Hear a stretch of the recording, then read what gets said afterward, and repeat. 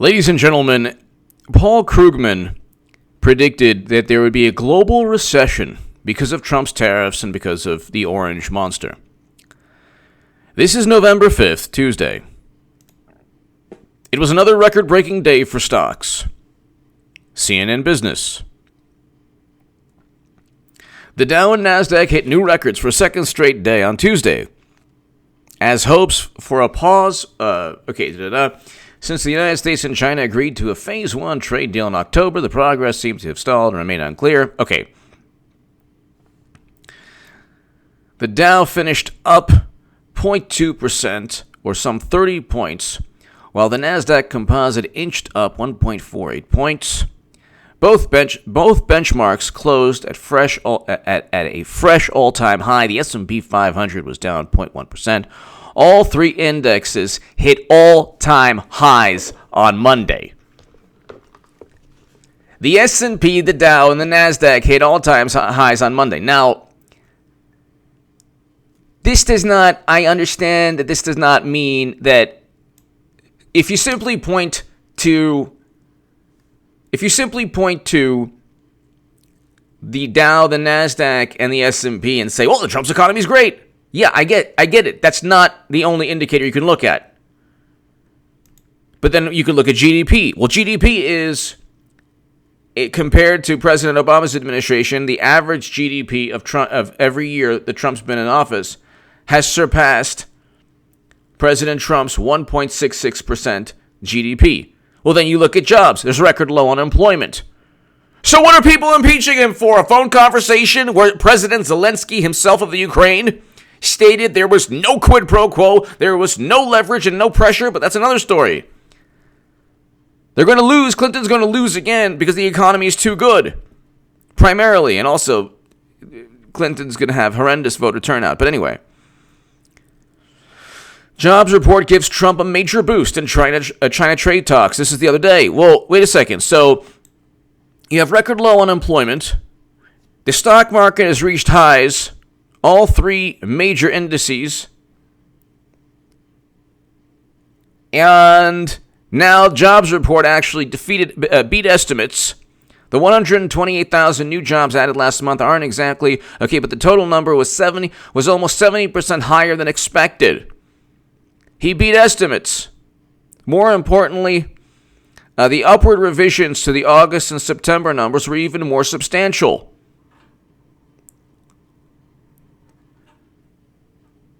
So, and then you have like petulant people, like, Trump said 303,000 jobs, and oh my God, well, it's not true.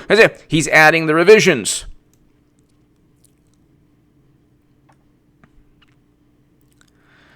Now, you have a whole bunch of issues where is the economy perfect? No. But you have the stock market reaching record levels. You have record low Black and Latino unemployment. You have record low unemployment nationally. So if you have record low unemployment and a record high stock market, and you're renegotiating trade deals with China, or you're trying to address the $400 billion deficit with China, tell me what you're doing wrong as a president.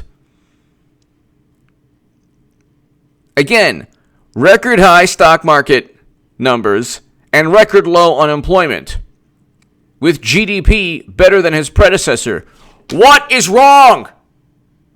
Tell me what's wrong with this picture. Oh, well, the debt. Well, President Obama had debt. The Democrats didn't care. Well, the deficit. President Obama had, 4 years, I believe, of trillion-dollar deficits? Oh, well, he had the Great Recession. He pumped money into banks. Great.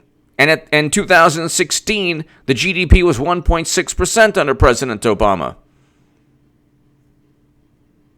We have well over a million more job openings in the country than workers to fill them. Still. So how does that even work?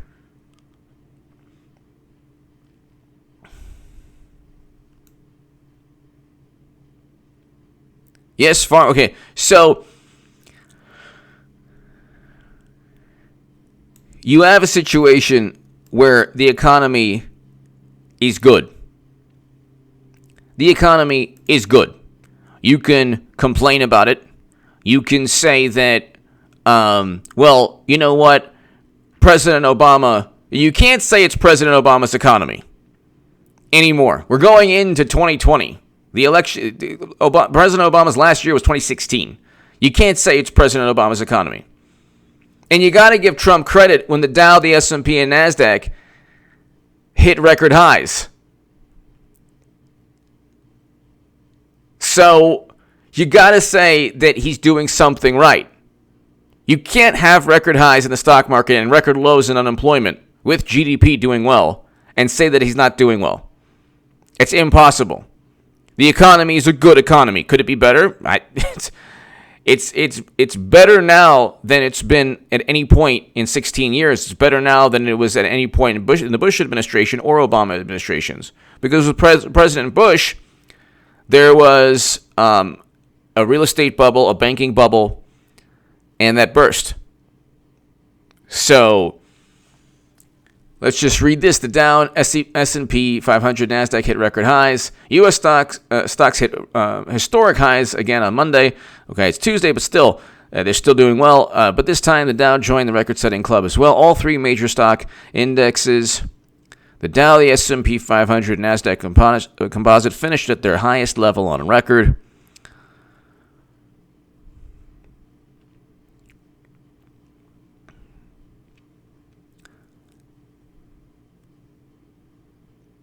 The Dow closed up 0.4% or 115 points at 27,462 points, succeeding the record it set in July. Okay, so the Dow's it's over 27,000. S&P 500 finished 0.4% higher at 3,078 points, and the Nasdaq composite climbed 0.6% to 8,433 points.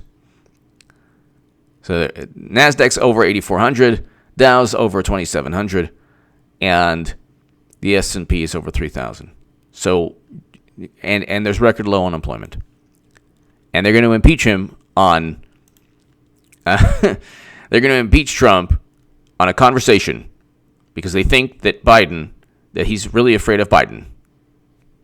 So they're going to impeach Trump on a phone conversation because he pressured the Ukraine to investigate Biden. But wait a second. Didn't we hear throughout President Trump's administration, well, he has nothing to fear. Mueller's going to investigate. If he's innocent, he's innocent. Well, then what's the problem? President Zelensky himself stated there was no pressure. President Poroshenko, before Zelensky, stated there was no pressure. What is the issue here? There's no issue. I mean, where is this? Everything. Okay, Democrats have nothing to stand on. And what they're doing right now is they're continually churning. The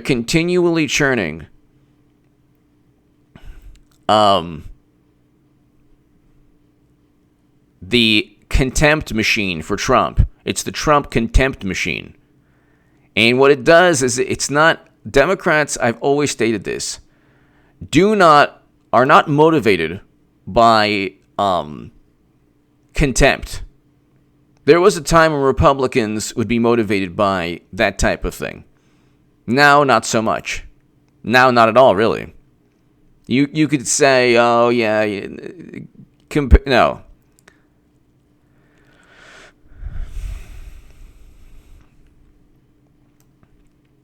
Democrats are not motivated by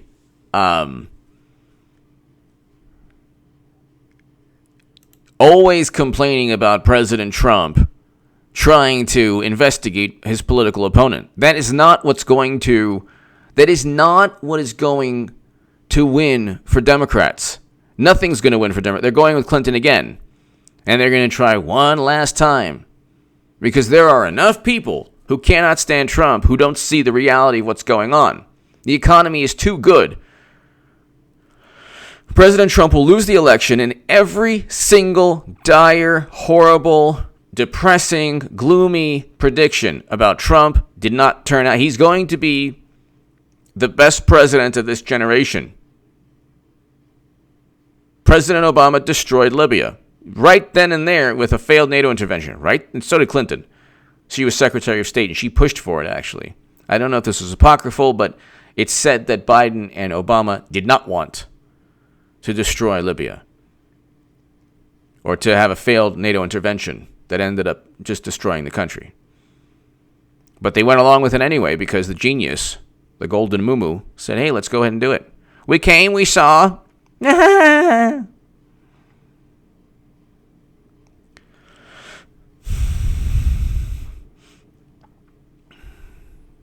Ladies and gentlemen,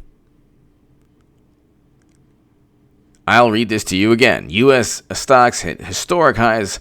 All three major stock indexes, the Dow, the S&P 500, Nasdaq Composite, finished at their highest level on record. There's record low unemployment, and the stock market is at record highs.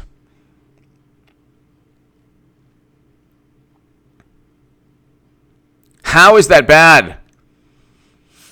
I'm just trying to it's reached a point right now where there's literally nothing Trump can do for them to just leave him alone.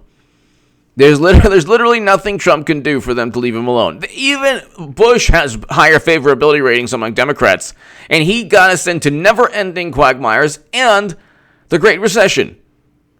And he still has higher favorability ratings than Trump among Democrats because he just represents the establishment. You're talking about the most petulant, these people don't know how to take the L. It's just they lost the election, you regroup, and if you allowed somebody like Tulsi Gabbard, I don't think she would defeat Trump, but at least you could get people on board with Tulsi Gabbard. At least there are people who are independent, who are conservative, who say, look, I like her foreign policy. But there is no crossover appeal among any Democrats. And then they're going to go with Clinton again, because obviously Clinton's running. I don't care if she runs a week before Super Tuesday or tomorrow. She's running. I will be right.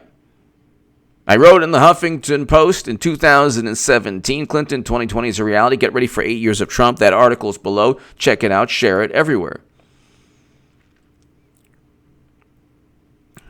But, the issue here is that you have a president who is doing exactly what a president should be doing. The economy is good. He's scaling back U.S. foreign policy. Tell me how this is wrong. Tell me what is wrong with this picture.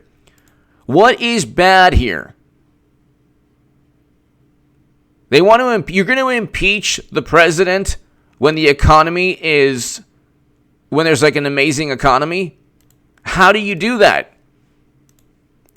I don't get the mentality. And Democrats, it's like, well, their whole thing is, we need to come back to where we were unified as a country. We were never unified completely under President Obama. And certainly not under President Bush. So I don't know. They're going to try any hyperbole, any conjecture, any anecdotal type of, I remember this and I remember that, when we had a more presidential president. Yeah, when President Obama was drinking Flint water to deceive people just because it was a public relations stunt, because it happened under his watch and he didn't want to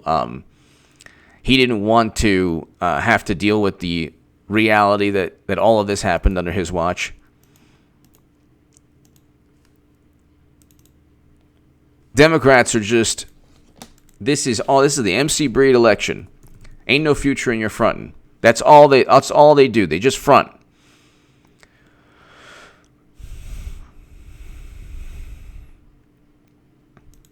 They just pretend that they care about national security and they care about economic justice and there's record low Black and Latino unemployment. There's record low unemployment nationally. The stock market is up. There's 300,000+ new manufacturing or 500,000 new manufacturing jobs. Okay. But they can't possibly admit defeat. And that's the problem. They can't simply say, okay, President Trump, we're just going to go out. We're not going to try to sensationalize everything. We're not going to pretend that his tweets are, affecting our consciousness and our minds. And we're just going to go ahead and focus on the merits. Focus on the fact that we can do things better. Vote for us because we can do things better. They don't want to say that. They can't say that because their best policies, ladies and gentlemen, are not policies that are feasible. And if I'm wrong on this, then why haven't Democrats passed Medicare for all in the House?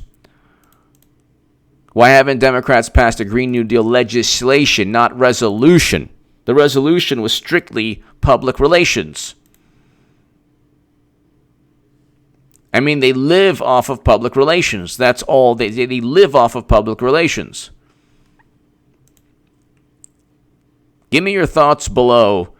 It's pretty unbelievable. I mean, it is pretty unbelievable. You have record low unemployment, record highs in the stock market, and labor force participation is up, GDP is up. So, and all the negatives you had with President Obama, without the positives you have with Trump. There's what the unemployment rate for people without a college degree is its lowest in decades. So how is it that President Trump is this horrible president? Give me your thoughts below. Unbelievable.